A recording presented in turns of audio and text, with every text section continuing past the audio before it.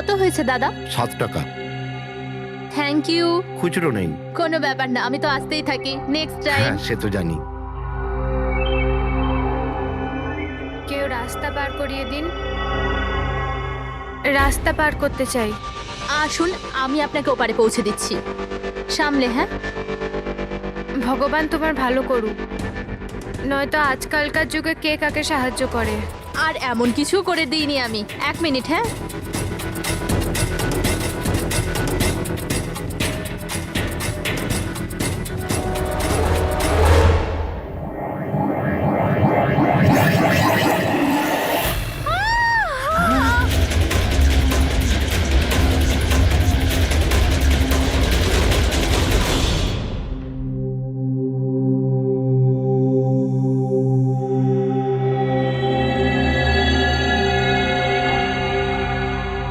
তুমি এখানেই দাঁড়াও।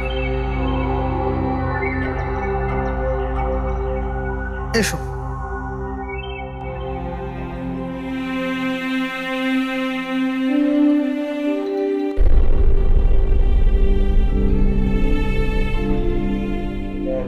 রাধিকা, ওঠো রাধিকা, দেখো তোমার বাবা এসেছে।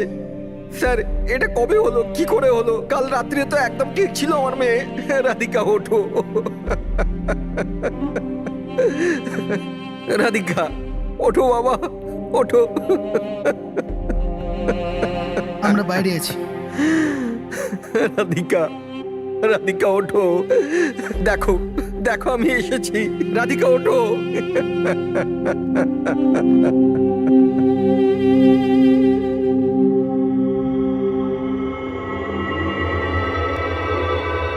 ডক্টর, অ্যাকচুয়ালি কি হয়েছিল? অ্যাক্সিডেন্ট।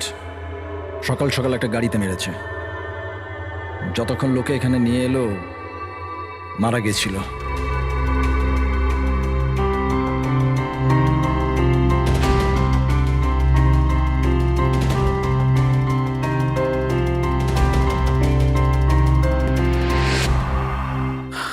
রাঘবকে নিয়ে এসো।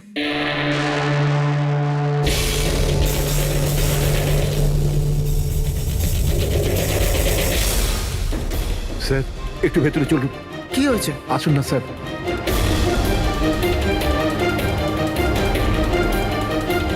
হ্যাঁ? Oh no, doctor.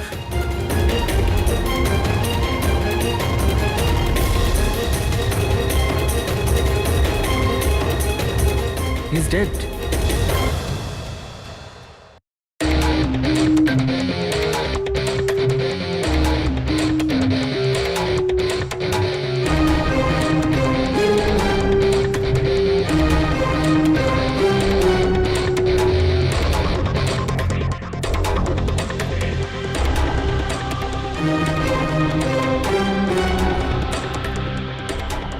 ঘর খুব বাজেভাবে ভেঙে গেছে স্যার।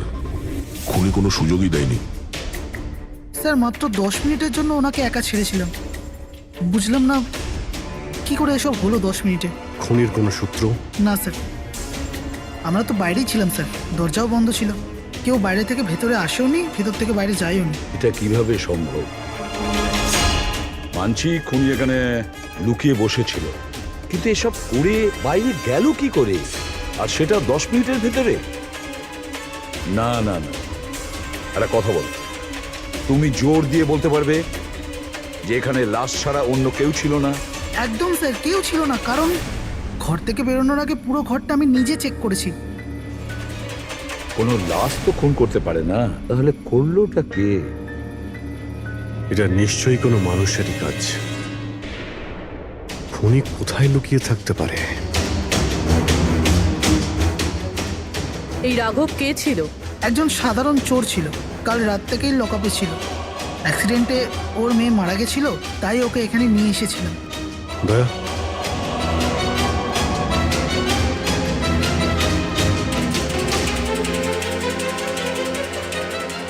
এই যে এখানে তো দরজা আছে। হ্যাঁ, এই দ্বিতীয় দরজার ব্যাপারে আমাদের বলেননি কেন? ইন্সপেক্টর স্যার, এই দরজাটা তো বরাবরই বন্ধ থাকে না, এটা কখনো খোলা হয় না, এটা ব্যবহার করা হয়। ইনফ্যাক্ট আমরা তো এর ব্যাপারে ভুলেই গেছিলাম। তোমরা ভুলে যেতে পারো, কিন্তু খুনি খুব ভালো করেই দরজার ব্যাপারে জানতো। চলো এগিয়ে দেখি কত দূর যাওয়া যায়।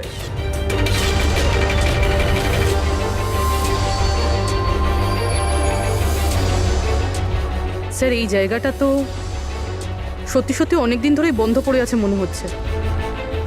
স্যার হ্যাঁ এই দেখুন, জুতোর চাপ আর এই টুলের চাপ, মনে হচ্ছে কেউ এখানে বসেছিল।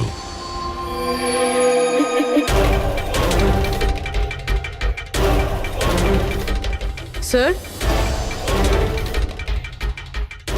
হ্যাঁ স্যার এইদিকে যাওয়ার একটা রাস্তা আছে।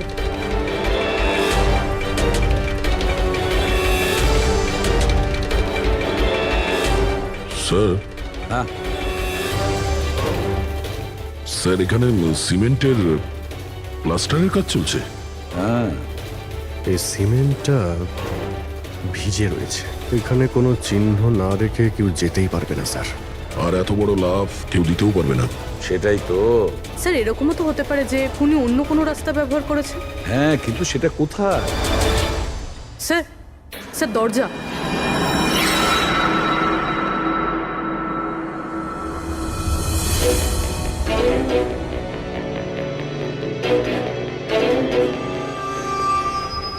সামনেই সিকিউরিটি কেবিন, এখান থেকে তো বেরোনো অসম্ভব।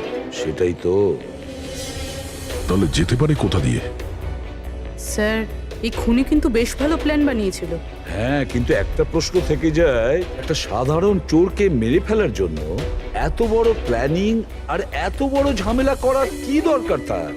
আর কেনই বা করবে? হ্যাঁ স্যার, রাঘব তো পুলিশ কাস্টাডিতেই ছিল, ওকে মারার প্ল্যানিং এখানে কেন করলো, তাও হসপিটালের মর্গের মধ্যে?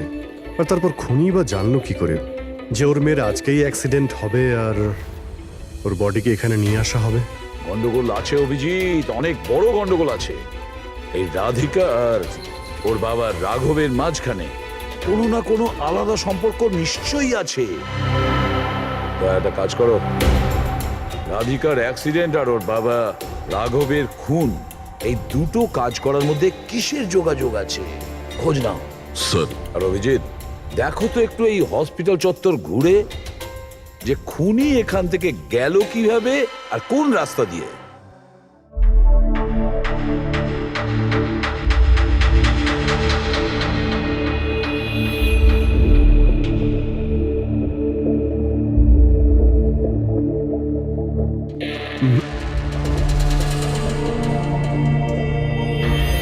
এই জানালা দিয়েই যে খুনি বাইরে বেরিয়ে এসেছে তা তো মনে হচ্ছে না। হ্যাঁ স্যার, কেননা এখানে মাটিটা তো ভেজা রয়েছে, যদি এখান থেকে লাফিয়ে বাইরে আসে তো কোনো চিহ্ন বা কিছু তো থাকতো। সেটাই তো।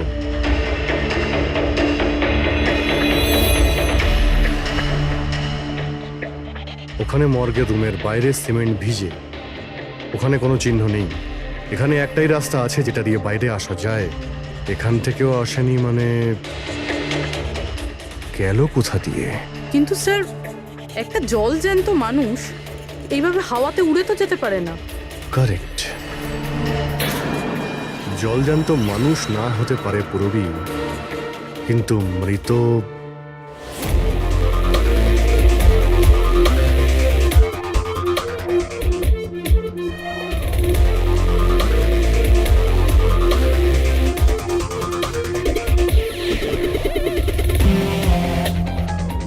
স্যার এই মেঝেতে যে জীবাণুনাশক কেমিক্যাল স্প্রে করা হয়েছে এর ওপর জুতোর ছাপ রয়েছে।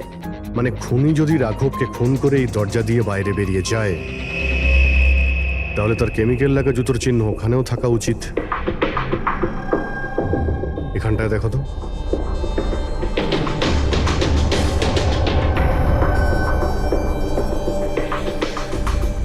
স্যার এখানে জুতোর ছাপ তো আছে, কিন্তু আমাদের জুতোর ছাপ রয়েছে এই যে প্লাস্টিক কভার্স আমরা পরে আছি, এগুলো ছাড়া আর কোনো চিহ্ন নেই। আর কোনো চিহ্ন নেই? না। আচ্ছা, আমি যেরকম ভেবেছিলাম তেমনটাই হয়েছে। স্যার আপনি কি বলতে চাইছেন? মানে হলো খুনি এই দরজা দিয়ে বাইরে যায়নি। স্যার খুনি এই দরজা থেকে বাইরে যায়নি, মেইন ডোর থেকে বাইরে যায়নি, তাহলে বাইরে গেল কিভাবে? খুনি এই রুম থেকে বাইরেই যায়নি। এটা কি করে সম্ভব স্যার? রাঘবের মৃত্যুর পর এই রুমটা তো আমি নিজে চেক করেছি। যদি রাঘব ছাড়া এই রুমে আর কেউ ছিল তাহলে এই 8টা লাশ। Exactly my point. এখানে 8টা লাশ ছিল, 8টা। স্যার আপনি কি বলতে চাইছেন? রাঘবের খুন কোনো লাশ করেছে? হতে পারে। এই 8টা লাশের মধ্যে এখানে শুধু 5টা রয়েছে। 3টে লাশ তাদের পরিবারের লোকেরা নিয়ে গেছে। হ্যাঁ স্যার। যে লাশগুলো এখান থেকে গেছে তার ডিটেলস আমার এখনই চাই, এখনই। স্যার, আমার মনে হচ্ছে এই খুনির রহস্য এই 3টে লাশের মধ্যে লুকিয়ে আছে।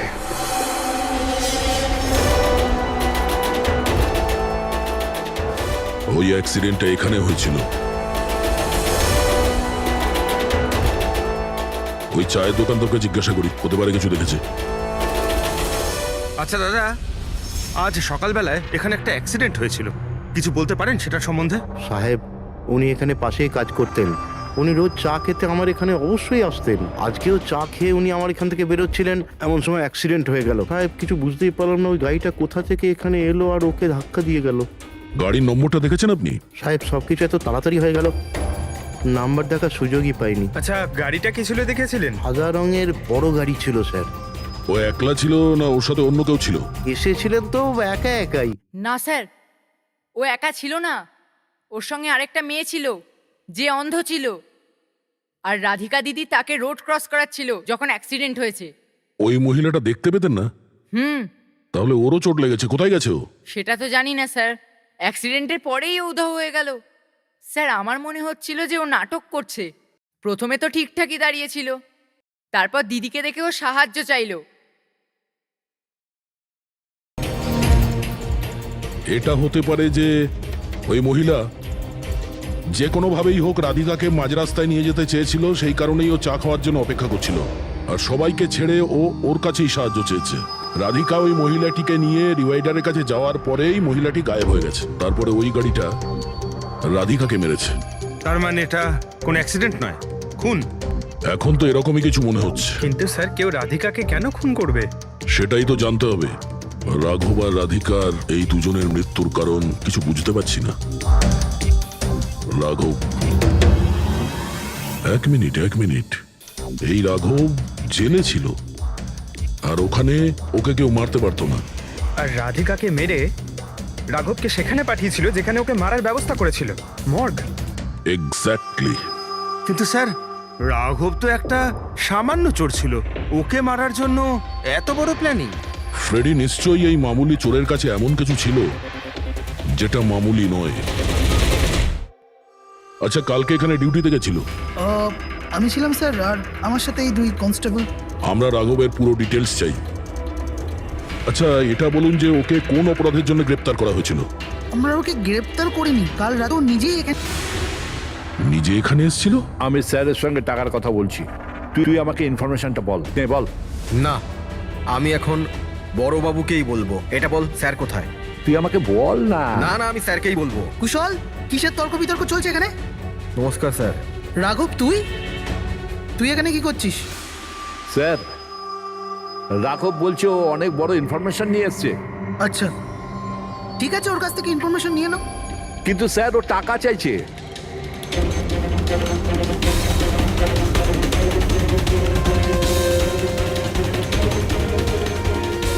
পুলিশের কাছে টাকার গল্প করছিস? টাকা চাই? খবরটা কিছু এরকম। ঠিক আছে, টাকা দিয়ে নিয়ে নাও ইনফরমেশন। কিন্তু স্যার, ও অনেক টাকা চাইছে। পরিমাণটা শুনলে আপনিও চমকে যাবেন।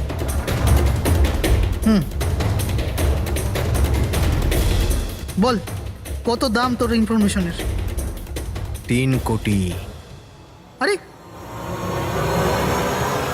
3 কোটি? এমন কি ইনফরমেশন ছিল ওর কাছে যে এত টাকা চাইছিল? জানি না স্যার, ও কিছু বলেনি। হ্যাঁ, এটা বলছিল যে কয়েক হাজার লোকের জীবনের প্রশ্ন, কিন্তু বলবে তখনই যখন ও 3 কোটি টাকা নেবে। স্যার, কালকে রাতে তো ওকে আমি লকআপে রেখে দিয়েছিলাম। ভেবেছিলাম যে সকাল হলেই ওকে আমি আমার মতো করে জিজ্ঞেস করব। ঠিক তখনই ওর মেয়ের ব্যাপারে আমরা জানতে পারলাম, আর আমরা ওকে নিয়ে মর্গে চলে গেলাম।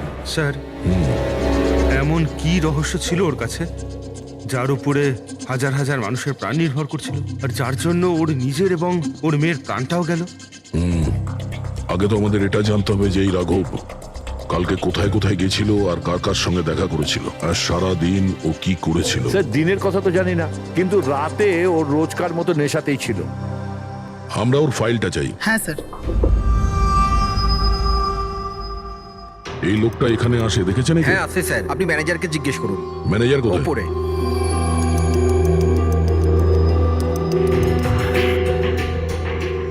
ম্যানেজার, ওই দেখুন ম্যানেজার।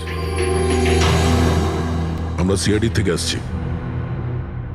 এই লোকটা কাল এখানে এসেছিল? স্যার এ তো রাঘব, এ সবসময় এখানে আসে। এই লোকটা কাল রাতে এখানে এসেছিল কিনা? হ্যাঁ স্যার, কাল রাতে এসেছিল। আর কাল মোটামুটি 11টা অব্দি এখানেই ছিল। ওর ব্যবহার কেমন ছিল? সবসময়ের মতো চিন্তায় ছিল। চিন্তিত ছিল? কিছু বলেছিল? কি কারণে চিন্তিত ছিল? জুয়া খেলে খেলে একেবারে ধারে ডুবেছিল। স্যার আমাদের এখানেও প্রায় 5,000 টাকা ধার নিয়েছে।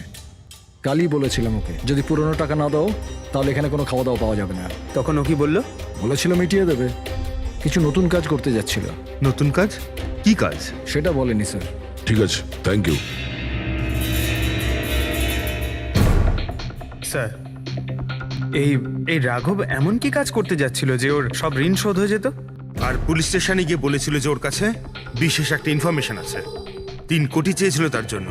যাই ঘটেছে রাঘবের এখান থেকে বেরোনোর পর আর পুলিশ স্টেশনে যাওয়ার আগে জানার চেষ্টা করি যে রাঘব এখান থেকে বেরোনোর পর কোথায় কোথায় গেছিল।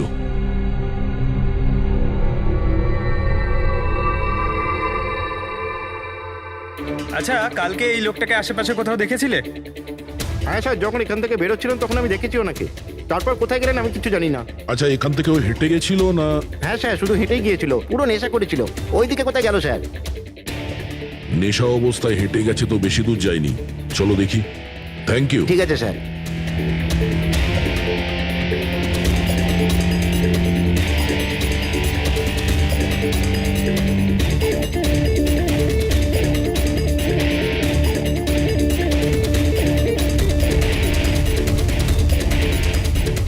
দেখেছো একে? হ্যাঁ স্যার দেখেছি, একটু এগিয়ে যে গলিটা আছে না, ওখানেই যাওয়া আসা করে।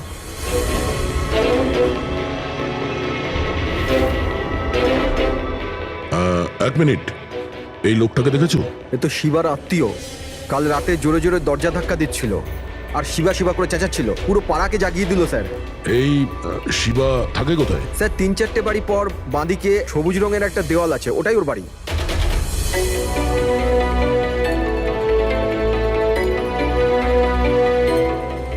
তালা লাগানো আছে, খুলতে হবে।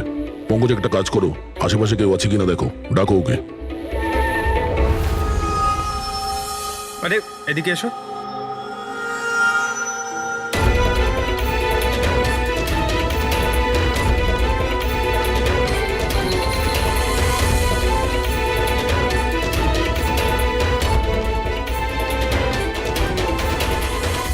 মনে হচ্ছে ঘর খালি করে ও পালিয়ে গেছে এখান থেকে।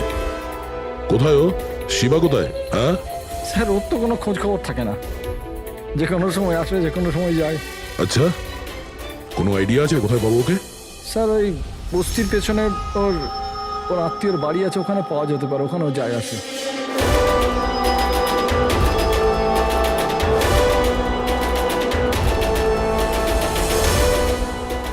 এই বাড়িটা।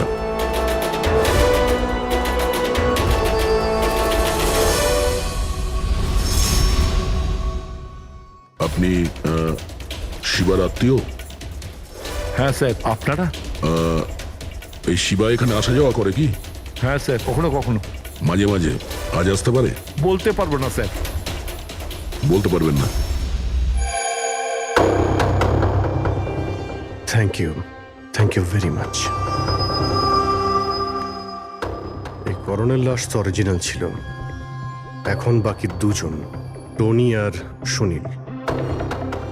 এবার এদের মধ্যেই কোনো একজন আছে যে ডাবল মার্ডারের রহস্য ভেদ করতে পারে। এই টনির ডেথ সার্টিফিকেট দিয়েছে ডক্টর বিক্রান্ত। এই বিক্রান্তের কাছে তুমি যাও, দেখো টনির ব্যাপারে উনি কি বলেন, আর আমি সুনীলের ব্যাপারে খোঁজ নিচ্ছি। স্যার। রবি, রবি, দরজা খোল। আপনি কে? সিআইডি। কোথায় পালাচ্ছিস? এই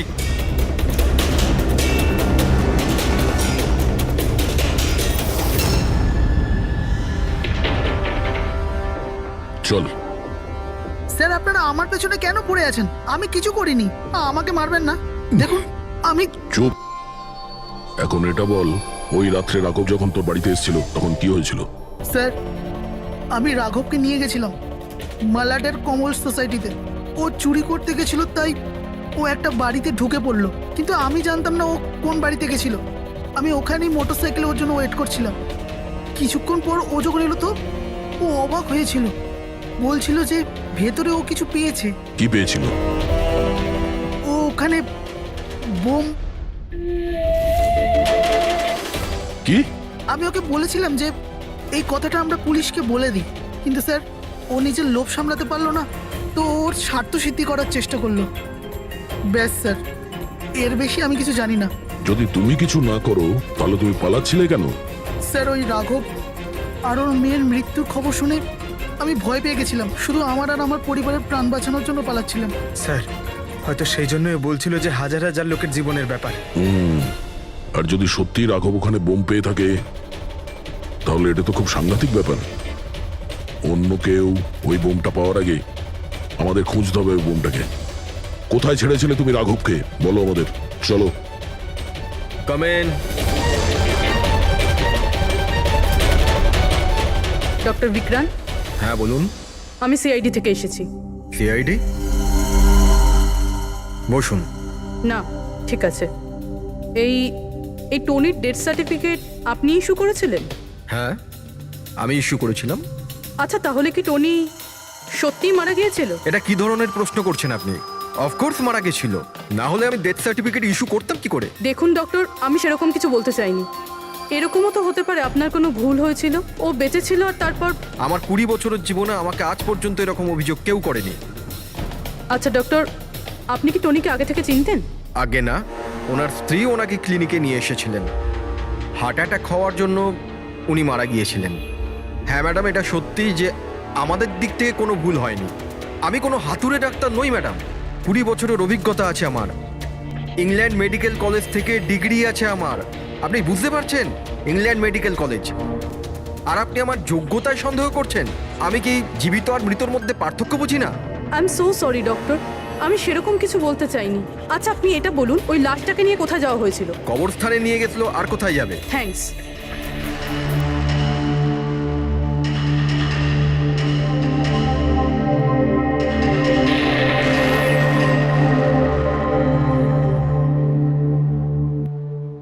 হ্যাঁ পূরবী, কি জানতে পারলে?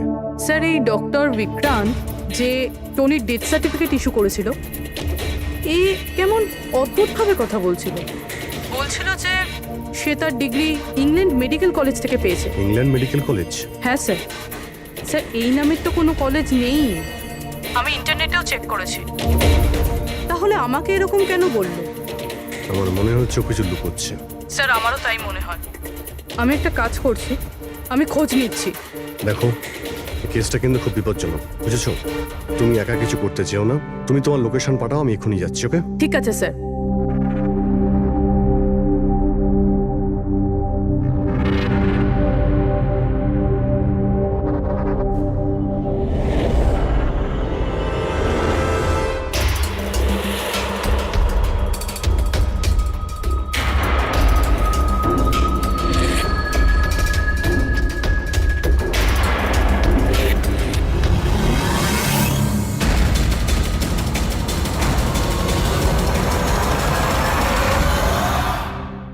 শিবা বলল যে ও রাঘবকে এখানেই ছেড়েছিল। এখানেই আশেপাশে কোথাও জিজ্ঞাসা করিনি? আপনাদের যা যা সাজেশন আছে আমাদের বলতে পারেন।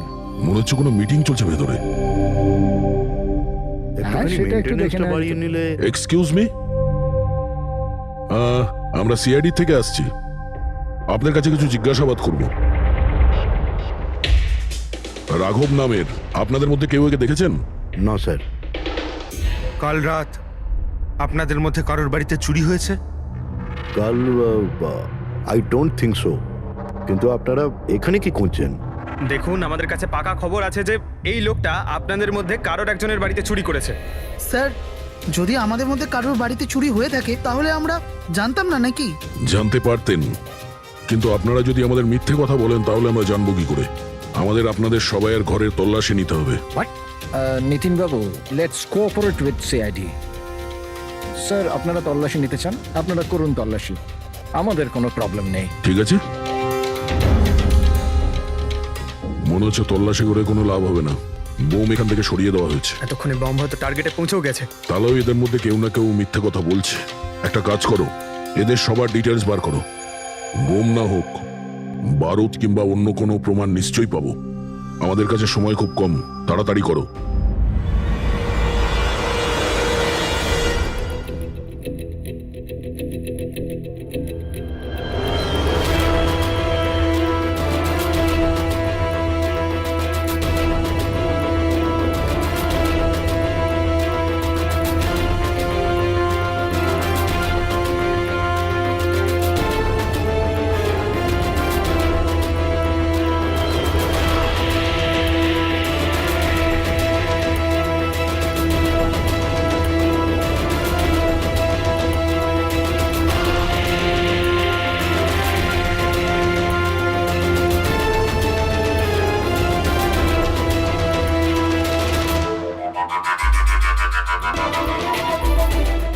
কফিন?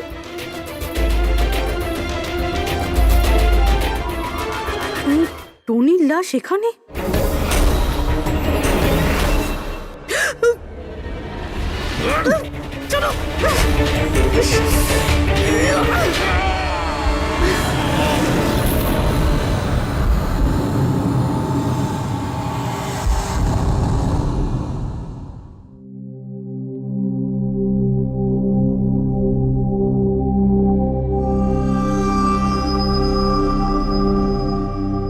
হ্যাঁ পঙ্কজ, স্যার বমের ব্যাপারে কিছু জানতেই পারছি না স্যার। যে কটা লোককে আমরা সন্দেহ করছি না, প্রত্যেকটা লোকের ঠিকুজি খুঁজে বের করো খুব ভালো করে। হ্যাঁ দয়া, এই ব্যাপারে কিছু খুঁজে পেলে? স্যার ও কেস ফাইল থেকে তো পাচ্ছি না, তবে পুলিশ ডেটা থেকে পাচ্ছি স্যার। আচ্ছা, কাল রাত্রে কেউ পুলিশ ডেটাবেসে এন্ট্রি করেছে স্যার। এই দেখুন, রাত 3:30-র সময় সিস্টেমের ফায়ারওয়াল 15 মিনিটের জন্য বন্ধ ছিল। মানে স্যার কেউ এই সিস্টেমটাকে অ্যাক্সেস করার চেষ্টা করেছে আর কিছু ফাইল খুলেছে। কোন ফাইলগুলো? রাঘবের ফিঙ্গারপ্রিন্ট স্যার। রাঘবের ফিঙ্গারপ্রিন্টস? রাঘবের ফিঙ্গারপ্রিন্টস? কিন্তু কেন? এটার তো একটাই মানে দাঁড়ায় দয়া, সে যেই হোক সেই রাঘবকে চিনতো না, এই জন্য ও রাঘবের ফিঙ্গারপ্রিন্ট পেয়েছিল ওই বোম রাখা ঘরে। সেই ফিঙ্গারপ্রিন্ট পুলিশের ডাটাবেসকে হ্যাক করে ওর ফিঙ্গারপ্রিন্টের সঙ্গে ম্যাচ করে দেখা হয়েছে। রাঘবের ব্যাপারে ওরা পুরোটাই জানতে পেরেছে, রাঘব দেখতে কেমন, কি কাজ করে, আর সেখান থেকে ওরা জানতে পারে যে রাঘব জেলে বন্দী হয়ে আছে। ওদের যে করেই হোক রাঘবকে জেল থেকে বের করতে হতো। এই জন্য রাঘবের নিরীহ সন্তান রাধিকাকে ওর অ্যাক্সিডেন্ট করিয়ে দিয়েছে। ও জানতো যে পুলিশের লোকেরা রাঘবকে নিয়ে রাধিকার কাছে আসবে তার মেয়েকে দেখানোর জন্য। নিজের সন্তানকে দেখতে রাঘব নিশ্চয়ই আসবে, আর তারপরে সুযোগ পেতেই রাঘবকে মেরে ফেলেছে। এরা খুব সাংঘাতিক লোক দয়া, ওরা এতটাই বিপজ্জনক পুলিশের ডাটাবেস পর্যন্ত হ্যাক করতে পারে। বাস স্যার একবার এটা জানতে পারি যে মর্গে রাঘবের খুন কে করেছে, তাহলেই। হ্যাঁ অভিজিৎ বলো। দয়া, পুরবীর একটা খুব বড় বিপদ হয়েছে, ওকে ফোনে পাচ্ছি না, ওকে খুঁজতে হবে। কি? ঠিক আছে, আমরা ওর মোবাইল ট্র্যাক করে পৌঁছচ্ছি। ওকে ওকে। ইয়া, কি হলো? পুরবী প্রবলেমে আছে স্যার।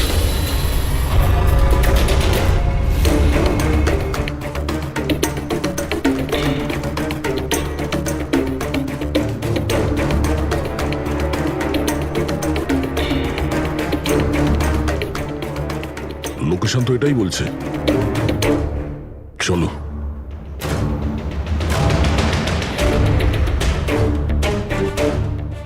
স্যার দরজা তো খোলা।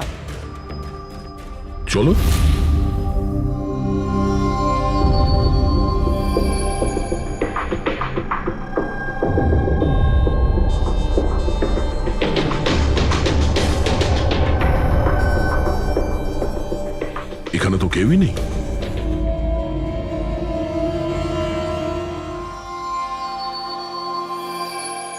মনে হচ্ছে কেউ আসছে।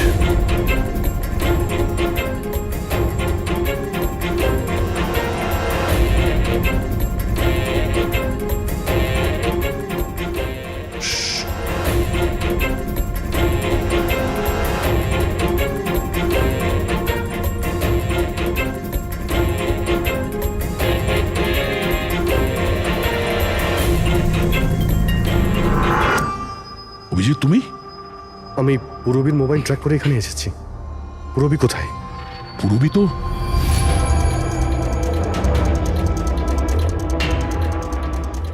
পুরবী? ও নো, পুরবী, পুরবী, পুরবী পুরবী স্যার, ওর গলার দাগটা দেখুন স্যার, মনে হচ্ছে ওর গলা কেউ টিপে দিয়েছে। নার্ভও খুব স্লো আছে। পুরবী, পুরবী পুরবী পুরবী পুরবী, কি হয়েছে? এসব কে করেছে? হ্যাঁ, স্যার ওই টনি, ওই যে টনি? টনি স্যার, ও এখনো বেঁচে আছে। এখানেই কোথাও আছে স্যার। পঙ্কজ, দেখো তো কে। ফ্রেডি, তুমি এক্ষুনি পুরবীকে হসপিটালে নিয়ে যাও, বুঝেছো? চলো চলো পুরবী।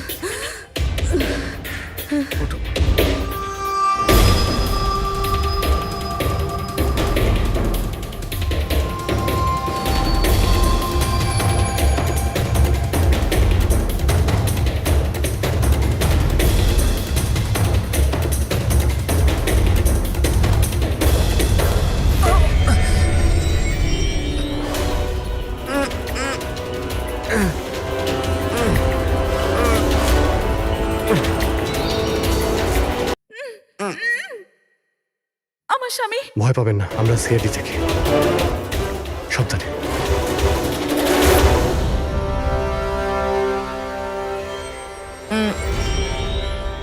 আপনি কে? আমি ডক্টর বিক্রান্ত। ওরা জোর জবরদস্তি করে আমার থেকে সার্টিফিকেট বানিয়েছিল। আমার বউ ওদের কাছে বন্দি ছিল, ওর প্রাণের ঝুঁকি ছিল। এই, এসব কি হচ্ছে কি? হ্যাঁ, এতক্ষণ তো লাশটা মিথ্যে ছিল। যদি সত্যি কথা না বলো না, তোমাদের দুজনকে জীবন্ত পুঁতে ফেলবো। না স্যার, আমি বলছি স্যার, আমি বলছি। তুই অন্ধ হওয়ার নাটক করেছিলি যাতে এই টনি রাধিকাকে মারতে পারে। বস, পুরবী কেমন আছে? স্টেবল, হসপিটালে অবজারভেশনে আছে। গুড। রাধিকার খুনের রহস্যটা তো বুঝতে পারলাম। এটা বলো যে রাঘবকে কি করে মারলে তোমরা? ওই মর্গে কি করে ঢুকলে তোমরা? আর লাশ হওয়ার অ্যাক্টিং কি করে করলে? অ্যাক্টিং ছিল না দা,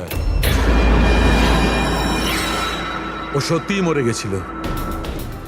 কি কি ঠিক বলছি তো? প্রথমে তুমি মরে গেছিলে, তারপর বেঁচে উঠে তুমি রাঘবকে খুন করে দিলে, রাইট? আরে সালুকে কি বলছো সব? মরে গেছে, বেঁচে উঠেছে, আবার বেঁচে উঠছে। আমি ঠিক বলছি বস। পুরবীর গলাটা টেপার সময় এর হাত থেকে কিছু কেমিক্যালস পুরবীর গলায় লেগে যায়। আমি ওগুলো টেস্ট করেছি। ওটা এক ধরনের টক্সিন, যেটা খুবই রেয়ার, দুর্লভ সমুদ্রের মাছের মধ্যে পাওয়া যায়। এই সামুদ্রিক মাছ নিজেদের প্রাণ বাঁচানোর জন্য এই টক্সিনের ব্যবহার করে। কিছুক্ষণের জন্য একে দেখে মনে হবে যে মারা গেছে, কিন্তু আবার বেঁচে ওঠে। এও সেই টক্সিনই ব্যবহার করেছে। এও কিছুক্ষণের জন্য মারা গেছিল। আর এই টক্সিনটা এমন অদ্ভুত জিনিস যে কেউ একে ধরতে পারে না। মানুষের হার্টবিট একদম বন্ধ হয়ে যায়। দেখে মনে হয় যেন মানুষটা মরেই গেছে। এই কাজটাই এ করেছে। প্রথমে মারা যায় আর তারপরে বেঁচে উঠে রাঘবকে খুন করে। এই ঠিক বলেছি? Correct sir. তুমি ওদেরকে মারলে কেন? আমি টাকা পেয়েছিলাম স্যার। ইন্টারনেট থেকে কেউ আমাকে হায়ার করেছিল রাঘব আর রাধিকাকে মারার জন্য। বোম কোথায়? বম কোথায় আমি জানি না স্যার। কে হায়ার করেছে তোমাদের? আমি এর আগে কোনোদিন দেখা করিনি স্যার। ও আমাকে একটা বিল্ডিংয়ে রেকি করার কথা বলেছিল, যেটাকে ওড়াতে চাইছিল। কোন building? DT pharma company limited.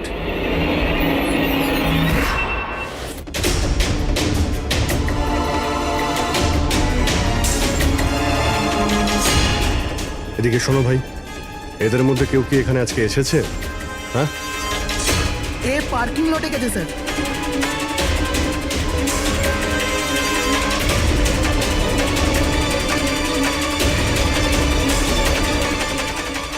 Sir এই পার্কিং লটটা তো অনেক বড়, বম খুঁজতে তো কয়েক ঘন্টা লেগে যাবে। আর যদি এখানে ব্লাস্ট হয় স্যার, তাহলে অনেক লোক মারা যাবে। কিন্তু এই বোমটা কোথায়? তাড়াতাড়ি খুঁজতে হবে বোমটা। একটা কাজ করো পঙ্কজ, ফেডরিক, তোমরা ওই দিকটা যাও, আমরা এই দিকটা দেখছি। খুব ভালো করে দেখো।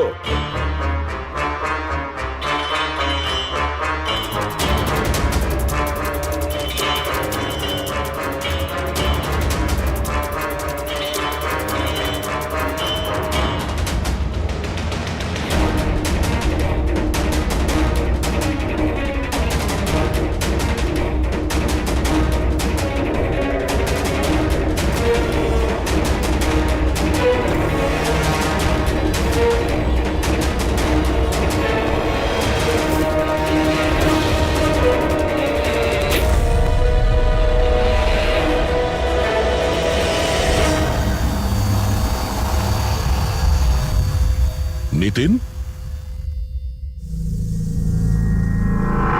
সিআইডি এগোবে না কেউ বলে দিলাম। ঠিক আছে টিপে দেবো আমি, ছাড়বো না আমি কাউকে। পালিও না, চলুন স্যার, ওকে ধরো।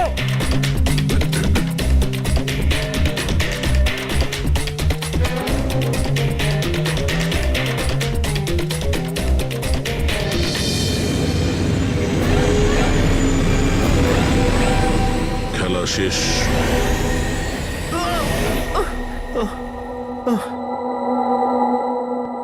বলো নিতিন, কেন বোম দিয়ে এই বিল্ডিংটাকে উড়িয়ে দিতে চাইছিলে? বিল্ডিং নয় কোম্পানি, এটা স্বপ্ন আমার, পরিশ্রম আমার।